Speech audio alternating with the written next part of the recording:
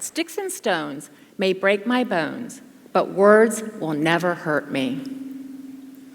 But words do hurt, because we're human beings. We live in language. We are emotional beings.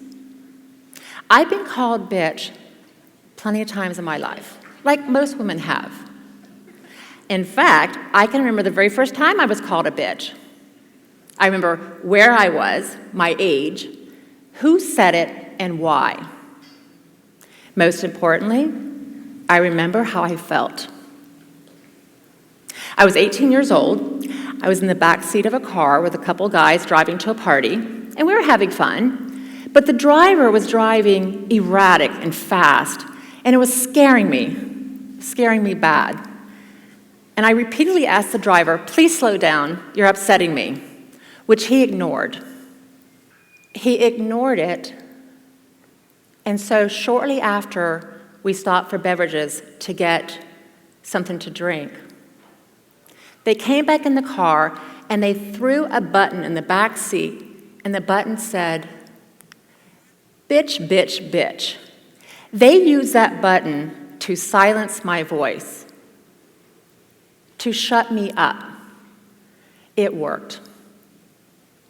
Because you see, I was still finding myself as a young girl. I was still looking for my core beliefs, building my self-esteem, learning who I was and how I was showing up in the world. And my interpretation of bitch back then was that it was something really bad. It was really a naughty cuss word.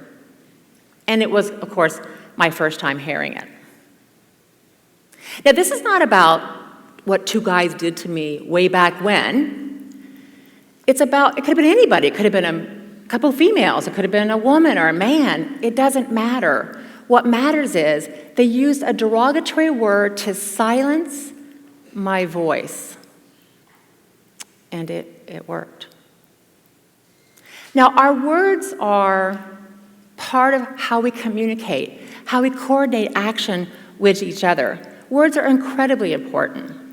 The context of the words, the meanings behind them, it's how that the context is part of how we build our belief system. And how we move in the world is how we're interpreting and taking this context in. Now, bitch has evolved over time. It was never meant to be the word that it is today. In fact, the definition of bitch started out to be a female dog in 1000 AD. It evolved over time. In the 15th century, it was changed to a lewd and sensual woman. But metaphorically, what they were saying was, it was a bitch in heat, a woman who really wanted it. But in the 1800s, it was known to be one of the most offensive words that you could call an English woman, even more so than being called a whore. In 1910 to 1930, it also evolved into more, where they started to double it and using it into literature and newspapers. In fact, Ernest Hemingway used it to describe characters that were edgy and had grit, which I love that part.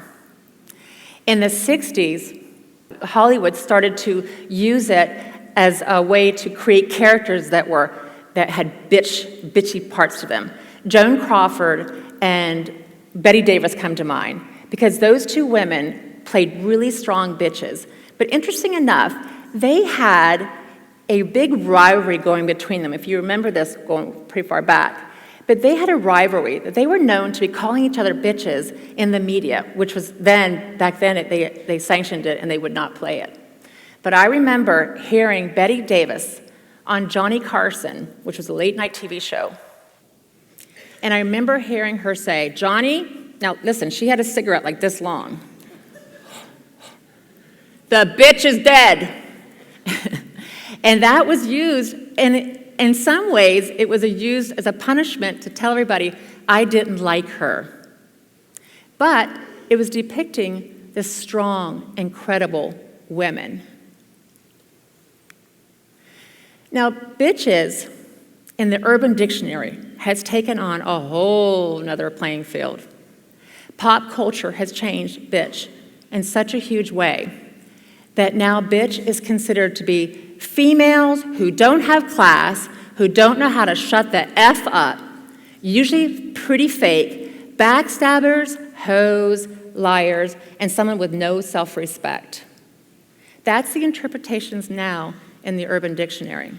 There are over 700, by the way, and let me tell you, it is painful to see the diverse interpretations of bitch that people are putting in the Urban Dictionary, and it's growing. In 1 year, it went from 550 to over 740.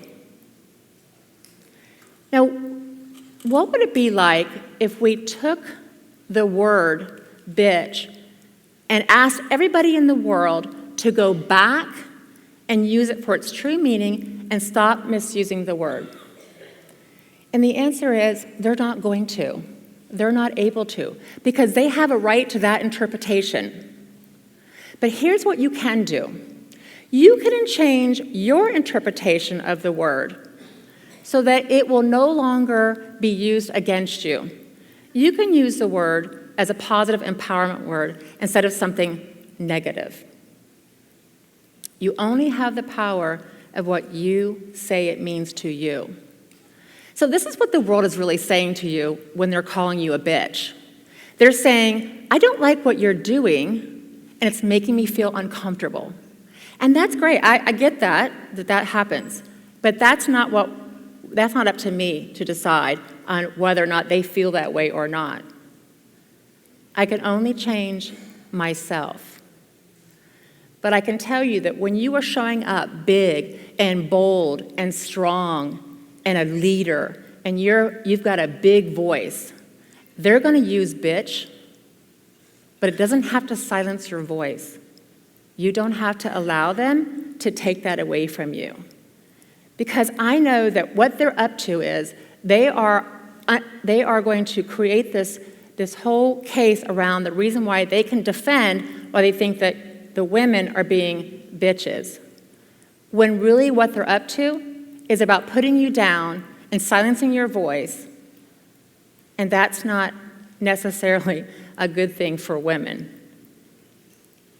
So the call to action to women is this: change your interpretation of what bitch means for you, so that when someone calls you a bitch, the answer to this is, well, thank you.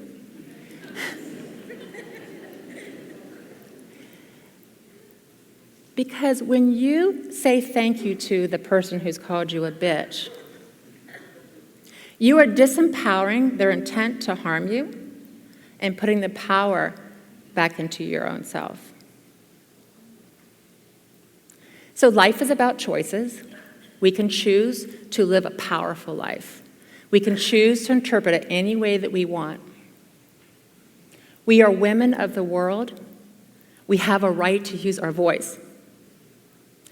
We should not be silenced because we're doing something that someone else doesn't like. So please choose empowerment for your interpretation, for yourself, for all women, and especially our daughters. Thank you.